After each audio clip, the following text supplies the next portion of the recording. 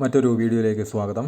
ഇന്നിവിടെ വിശകലനം ചെയ്യുന്നത് 3/10/1987 ജനിച്ച ഒരാളുടെ ഗ്രഹസ്ഥിതിയാണ്. അവിട്ടമാണ് നക്ഷത്രം. അവിട്ടം 2-ാം പാദം. ഇടവലഗ്നം, 2-ൽ ഗുളികൻ, 3-4 ഭാവങ്ങൾ ശൂന്യം, 5-ൽ സൂര്യൻ, ശുക്രൻ, കുജൻ, ശിഖി അഥവാ കേതു, 6-ൽ ബുധൻ, 7-ൽ വിവാഹസ്ഥാനത്ത് ശനി, 8 ശൂന്യം, 9-ൽ ചന്ദ്രൻ, 10 ശൂന്യം, 11-ൽ രാഹു, 12-ൽ വ്യാഴം. ഇതാണ് ഇദ്ദേഹത്തിൻ്റെ ഗ്രഹസ്ഥിതി. ശനിയുടെ കടുത്ത ആക്രമണങ്ങളുള്ള ഒരു ഗ്രഹനിലയാണിത്. അതുപോലെ തന്നെ ലഗ്നത്തിലേക്ക് ഗുളികൻ്റെ ദൃഷ്ടിയുണ്ട്. വിവാഹസ്ഥാനത്ത് ശനി നിൽക്കുന്നു. ലഗ്നാൽ 7-ൽ. 7-ാം ഭാവാധിപനായിട്ടുള്ള ഗ്രഹം കുജൻ ശത്രുവായ ബുധൻ്റെ ക്ഷേത്രത്തിൽ സൂര്യനോടൊത്ത്, നീചസ്ഥനായ ശുക്രനോടൊത്ത്, കേതുവിനോടൊത്ത് രാഹുവിൻ്റെ സ്വാഭാവികമായ 7-ാം ദൃഷ്ടിയിൽ നിൽക്കുന്നു. വിവാഹ സംബന്ധമായിട്ടുള്ള എല്ലാ കാര്യങ്ങൾക്കും ശ്രദ്ധ കൊടുത്ത് തന്നെ മുന്നോട്ട് പോകേണ്ടുന്ന ഒരു ഗ്രഹനിലയാണിത്. അതുപോലെ തന്നെയാണ് ഇദ്ദേഹത്തിൻ്റെ ജോലി സംബന്ധമായിട്ടുള്ള മടി, അതല്ല എങ്കിൽ ജോലി സംബന്ധമായിട്ട് എന്തെങ്കിലുമൊക്കെ അസ്വസ്ഥതകൾ, പലപ്പോഴും അതിന് നമ്മൾ തന്നെ, ആ വ്യക്തി തന്നെ കാരണക്കാരനുമാകുക, അറിഞ്ഞോ അറിയാതെയോ. 10-ാം ഭാവാധിപനായിട്ടുള്ള ഗ്രഹം ശനി കുജൻ്റെ ക്ഷേത്രമായ വൃശ്ചികത്തിൽ നിൽക്കുന്നു, 7-ൽ. അപ്പോൾ ഇത്തരക്കാർക്ക് പൊതുവെ ജോലി സംബന്ധമായിട്ട് എന്തെങ്കിലുമൊക്കെ അസ്വസ്ഥതകൾ, മടികൾ, അല്ലെങ്കിൽ അവിടെ നടക്കുന്ന കാര്യങ്ങളുമായിട്ട് ഇദ്ദേഹത്തിന് താല്പര്യമില്ലാത്ത അവസ്ഥ. അപ്പോൾ അതുകൊണ്ട് തന്നെ ജോലിക്ക് പോകാനുള്ള ഒരു വിമുഖത ഒക്കെ സ്വാഭാവികമായിട്ടും ഇത്തരക്കാർക്ക് തോന്നാം. രാഹുവിൻ്റെ ദൃഷ്ടി കേതു നിൽക്കുന്നിടത്ത് 7-ാം ദൃഷ്ടി സ്വാഭാവികമാണ്. അതുപോലെ തന്നെയാണ് 9-ാം ദൃഷ്ടി ശനിയിലേക്ക് തന്നെയാണ് വരുന്നത്. വിവാഹസ്ഥാനത്ത് നിൽക്കുന്ന ശനി, 10-ാം ഭാവാധിപത്യം വഹിക്കുന്ന ശനി. 10-ലേക്കാണെങ്കിൽ രാഹുവിൻ്റെ 12-ാം ദൃഷ്ടിയുണ്ട്. അതായത് നിൽക്കുന്ന രാശിയിൽ നിന്നും രാഹു 6, 7, 9, 12.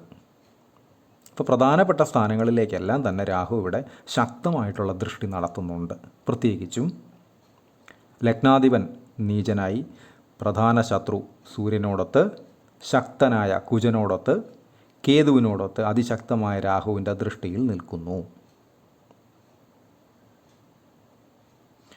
അതുപോലെ തന്നെയാണ് രാഹു ശനിയിലേക്ക് തൻ്റെ 9-ാം ദൃഷ്ടി നടത്തുന്നു. അതുപോലെ തന്നെയാണ് 10-ലേക്ക്, ലഗ്നാൽ 10 തൊഴിൽ സ്ഥാനത്തേക്കും രാഹുവിൻ്റെ 12-ാം ദൃഷ്ടി വരുന്നു. ഇത് ജോലി സംബന്ധമായിട്ടുള്ള എല്ലാ കാര്യങ്ങൾക്കും വളരെയധികം ശ്രദ്ധ കൊടുത്തുകൊണ്ട് തന്നെ മുന്നോട്ട് പോകേണ്ടുന്ന ഒരു ജാതകമാണ്. അതുപോലെ തന്നെ വിവാഹ സംബന്ധമായിട്ട് എന്തെങ്കിലുമൊക്കെ തർക്കങ്ങൾ, അതല്ല എങ്കിൽ അസ്വസ്ഥതകൾ, ബുദ്ധിമുട്ടുകൾ ഒക്കെ ഉണ്ടാകാനുള്ള സാധ്യത വളരെ വളരെ കൂടുതലുള്ള ഒരു ഗ്രഹനില തന്നെയാണിത്.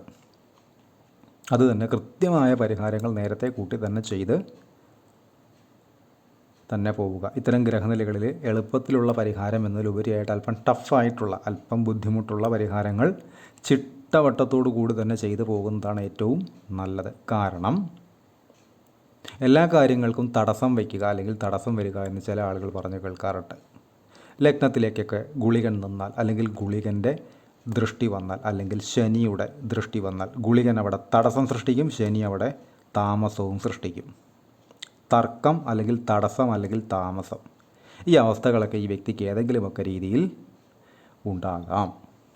അതുപോലെ തന്നെയാണ് എല്ലാത്തിനും അനുഗ്രഹമായിട്ട് ചൊരിയേണ്ടുന്ന വ്യാഴമാകട്ടെ 12-ൽ ആണ് നിൽക്കുന്നത്. 12-ൽ നിൽക്കുന്നുവെങ്കിലും വ്യാഴം രാഹുവിൻ്റെയോ ഗുളികൻ്റെയോ ശനിയുടെയോ ഒന്നും ദൃഷ്ടിയിലല്ല നിൽക്കുന്നത്. അപ്പോൾ അതിൻ്റേതായിട്ടുള്ള ഗുണം പ്രതീക്ഷിക്കാം. എന്നാൽ 12-ൽ വ്യാഴം എന്ന് പറയുന്നത് അത്ര നല്ല ഒരു പൊസിഷനല്ല. പിന്നെ വർഗോത്തമം ചെയ്ത് നിൽക്കുന്നു എന്നതൊരു അനുഗ്രഹമാണ്. പൊതുവെ അല്പം ബുദ്ധിമുട്ടുള്ള വിവാഹമായിക്കോട്ടെ, ജോലി ആയിക്കോട്ടെ, വ്യക്തി സംബന്ധമായിട്ടുള്ള ഉയർച്ചകളായിക്കോട്ടെ, അല്പസ്വല്പം തടസ്സവും തർക്കവും താമസവും ഒക്കെ ഉണ്ടാകുന്ന ഒരു ഗ്രഹനിലയുടെ സ്വഭാവമാണ് ഇത്. അതുപോലെ തന്നെ അതിനനുസരിച്ച് ഈ വ്യക്തിയുടെ മനസ്സ് അസ്വസ്ഥമാവുകയും ചെയ്യും. കാരണം 7-ൽ നിൽക്കുന്ന ശനി നിൽക്കുന്ന രാശിയിൽ നിന്നും 3, 7, 10 ഈ 3 രാശികളിലേക്ക് ദൃഷ്ടി ചെയ്യുന്നുണ്ട്. അതുപ്രകാരം ശനിയുടെ 3-ാം ദൃഷ്ടി എന്ന് പറയുന്നത് ശനിയുടെ ക്ഷേത്രത്തിൽ തന്നെ നിൽക്കുന്ന ചന്ദ്രനിലേക്കാണ്. മനസ്സിൻ്റെ കാരകൻ, മാതാവിൻ്റെ കാരകൻ ചന്ദ്രനിലേക്ക് ശനി, രാഹു, കേതു അതുപോലെ തന്നെ ഗുളികൻ ഇതൊപ്പം നിൽക്കുകയോ ദൃഷ്ടിയിൽ വരികയോ ചെയ്താൽ അത്തരക്കാർക്ക് മാനസികമായിട്ടൊരു സ്വസ്ഥതയില്ലായ്മ ഉണ്ടാക്കും, ഒരു തൃപ്തിയില്ലായ്മ, അല്ലെങ്കിൽ എ ടൈപ്പ് ഓഫ് റെസ്റ്റ്ലെസ്നെസ്. മനസ്സിങ്ങനെ എന്തെങ്കിലുമൊക്കെ കാര്യങ്ങൾ ഓർത്തുകൊണ്ട് അധികമായി ചിന്തിച്ചുകൊണ്ട് അനാവശ്യമായി ചിന്തിച്ചുകൊണ്ട് കാട് കയറി മനസ്സിനെ അസ്വസ്ഥമാക്കുന്ന ഒരു ശീലം സ്ഥിരമായോ ഇടവിട്ടോ ഒക്കെ ഇത്തരക്കാർക്ക് കണ്ടുവരുന്നുണ്ട്. അപ്പോൾ അതിന് വേണ്ടുന്ന പരിഹാരങ്ങളും കൂടെ ചേർത്ത് വേണം ചെയ്തു പോകാനായിട്ട്. ഇത് ഒരുവിധപ്പെട്ട കാര്യങ്ങൾക്കെല്ലാം ഒരല്പസ്വല്പം ശ്രദ്ധിക്കേണ്ടതായിട്ടുള്ള ഒരു ഗ്രഹനില തന്നെയാണ്. അതുപോലെ രോഗസ്ഥാനത്തിൻ്റെ അധിപനാണ്, 6ാം ഭാവാധിപനായിട്ടുള്ള ഗ്രഹമാണ് ശുക്രൻ. നീചനായി ശത്രുവിനോടൊത്ത് ശക്തനായ കുജനോടൊത്ത് രാഹുവിൻ്റെ ദൃഷ്ടിയിലും കേതുവിനോടൊത്തുമൊക്കെ നിൽക്കുന്നത്. അപ്പോൾ എന്തെങ്കിലുമൊക്കെ അസുഖങ്ങൾ വന്നാൽ വൈദ്യസഹായം നേരത്തെ കൂട്ടി തന്നെ ചെയ്തു പോകാനുള്ള ഒരു ആറ്റിറ്റ്യൂഡ്, മനസ്സ് കൂടെ, തയ്യാറെടുപ്പ് കൂടെ ഇത്തരം വ്യക്തികൾ കാണിക്കേണ്ടതാണ്. അതുപോലെ തന്നെ മണി ബ്ലോക്സ്, ലഗ്നാൽ 2-ൽ ഗുളികൻ ഏതെങ്കിലുമൊക്കെ രീതിയിൽ നമുക്ക് ധനസംബന്ധമായിട്ടുള്ള ബുദ്ധിമുട്ടുകൾ, മണി ബ്ലോക്സ് തന്നെ ഉണ്ടാക്കിയെടുക്കാൻ അല്ലെങ്കിൽ വരാനുള്ള സാധ്യതയും ഇവിടെ വ്യക്തമാണ്. അപ്പോൾ അതും ഇത്തരം ആളുകൾ പൊതുവേ ധനസംബന്ധമായിട്ടുള്ള എല്ലാ കാര്യങ്ങളിലും തന്നെ ഒരു ശ്രദ്ധ അല്ലെങ്കിൽ ഒരു ജാഗ്രത കൊടുത്തുകൊണ്ട് തന്നെ വേണം മുന്നോട്ട് പോകാനായിട്ട്. എടുത്തു ചാടി ഓരോ തീരുമാനങ്ങളെടുത്ത് ധനം, കൈവശമുള്ള പണത്തെ ഇല്ലാതാക്കി കഴിഞ്ഞാൽ പിന്നീട് അത് തിരിച്ചെത്തുക ഒരല്പം വൈകിയായിരിക്കും, അല്ലെങ്കിൽ ബുദ്ധിമുട്ടുകളിലൂടെ നടന്ന ശേഷമായിരിക്കുമെന്ന് മനസ്സിലാക്കുക. 3, 6, 8, 11 ഭാവങ്ങളിൽ രാഹു ഒരുപാട് ആളുകൾക്ക് വലിയ വലിയ മഹത്തായ കാര്യങ്ങൾ ചെയ്തു കൊടുക്കാറുണ്ട്. 11-ലാണ് ഇവിടെ രാഹു നിൽക്കുന്നത്, വ്യാഴത്തിൻ്റെ ക്ഷേത്രത്തിലാണ്. എന്നാൽ തന്നെയും രാഹു ഷാഡോ പ്ലാനറ്റ്, ഛായാഗ്രഹമാണ്. അപ്പോൾ അതിൻ്റേതായിട്ടുള്ള സ്വഭാവം എപ്പോൾ വേണമെങ്കിലും കാണിക്കാം എന്നും നമ്മൾ മനസ്സിലാക്കേണ്ടിയിരിക്കുന്നു. അണഞ്ഞ് വിശ്വസിക്കാൻ പറ്റുന്ന ഒരു ഛായാഗ്രഹമല്ല രാഹു എന്ന് മനസ്സിലാക്കുക. ശക്തനാണ്, ദൃഷ്ടിക്ക് പോലും അതിൻ്റേതായിട്ടുള്ള മൂല്യമുണ്ട്. അത് നല്ലതിനായാലും ചീത്തയ്ക്കായാലും. ഇത് രാഹുവിൻ്റെ സഹജമായ സ്വഭാവമാണ്. അതുപോലെ തന്നെ ലഗ്നാധിപനായിട്ടുള്ള ഗ്രഹം ശുക്രൻ നീചസ്ഥനായി നിൽക്കുന്നു 5-ൽ. അതുപോലെ തന്നെ അവിടെ ശത്രുവായിട്ടുള്ള സൂര്യൻ. ഈ 2 കാരണങ്ങൾ കൊണ്ട് തന്നെ ഈ വ്യക്തിക്ക് ഏതെങ്കിലുമൊക്കെ രീതിയിൽ, അതിനോട് കണക്ട് ചെയ്തൊരു കാര്യം കൂടെ പറയാം. ലഗ്നത്തിലേക്ക് ഗുളികൻ്റെ ദൃഷ്ടി, 12ാം ദൃഷ്ടി, ശനിയുടെ 7ാം ദൃഷ്ടി.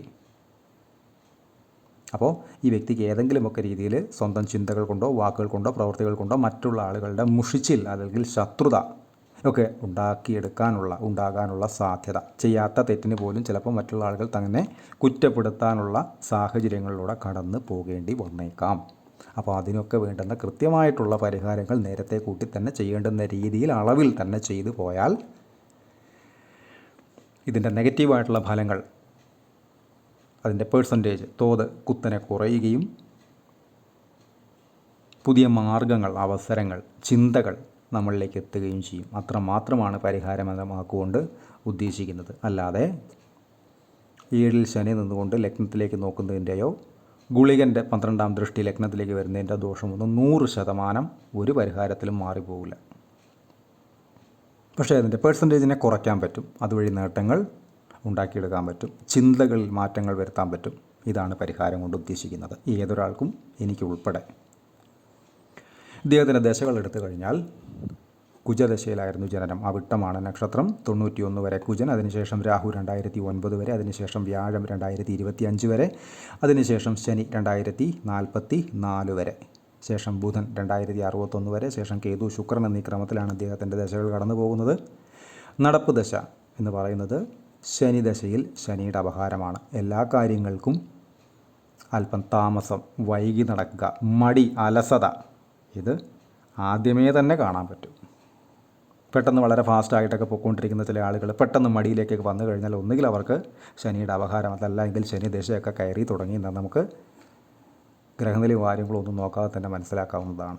ഇദ്ദേഹത്തെ സംബന്ധിച്ച് ബേസിക്കലി അടിസ്ഥാനപരമായി അല്പം മടി കൂടുതലുള്ള ആളാണ്. അവിടേക്ക് ഉന്തിന് പുറമേ തള്ള് എന്ന് പറഞ്ഞ പോലെ ശനി ദശയിൽ തന്നെ ശനിയുടെ അപഹാരം, സ്വാപഹാരം നടക്കുകയാണ്. 27/10/2025 തൊട്ട് 30/10/2028 വരെ.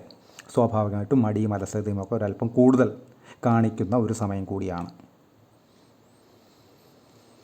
ശനിദശ ഒരല്പം